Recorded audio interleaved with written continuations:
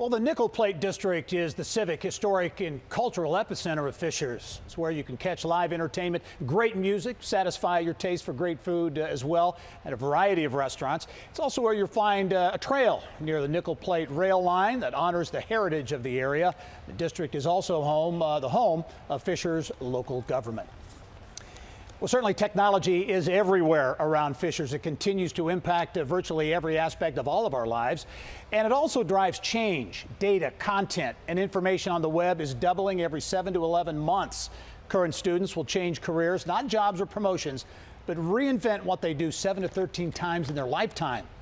With technology, it's no longer what you know, but what can you do with what you know, and which is disrupting the traditional educational system and the environment as well. And I'm pleased to be joined by two tech educators at the forefront of entrepreneurship and innovation in Fishers. Julie Alano is Computer Science Department Chairperson at Hamilton Southeastern High School, and Steve Lozier is the Assistant Principal at Fishers High School. And welcome to you both. Welcome. Not all school systems and schools are embracing technology and innovation and entrepreneurship. Why is it happening here, and why do you think it's important?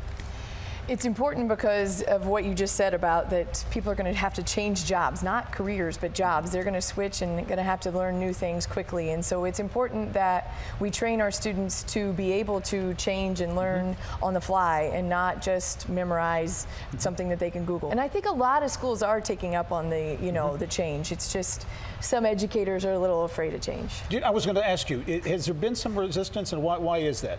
It's tough. I mean, there's some teachers who, well, I've always done that way and it works. We're still a high performing school, so why should I change what I'm doing if our school still has high test scores and all of that?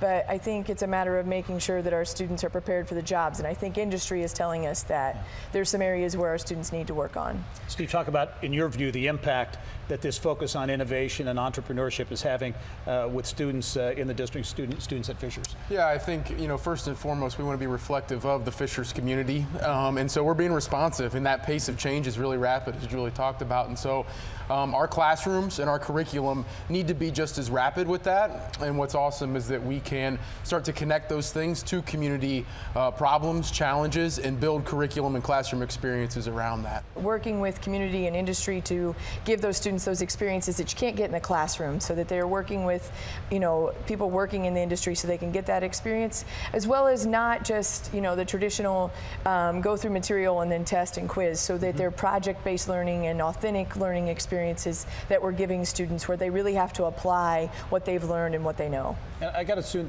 the students probably like that hands-on experience too, even better than the kind of the traditional classroom. They do. It is a little change for some of them, though, that, we kind of call it the play school, and, that we're not really doing the play school anymore, and some of them it's a little shift in for them too. So I think as younger students come along, it'll be even more exciting what we can do, and that they've already had this experience as they come along through our lower grades. I think, Steve, another great example, the next launch a business plan competition.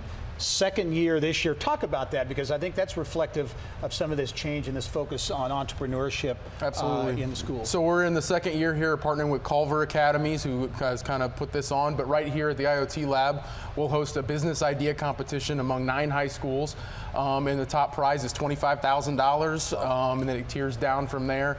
The big goal being that kids take that money and go right on to college, or to really implement their idea. As you look going at the next 5 years, 10 years plus, the impact of this focus, what do you think it'll be? I think it's really where you would see students leave our system, and graduate, go on to pursue their goals, whether that's a college or a career step, but ultimately planting their roots right back here in Fishers, both as a citizen, to raise a family, which I'm sure has been touted on the show up until this point, but as well to see the tech ecosystem as really being the place they need to be in this nation to make things happen. Yeah, and making sure that we try to keep those students here, and by getting them into the community already in high school, then they can see what opportunities they have even before they go to college, so that we can keep them in this community and keep them in Indiana.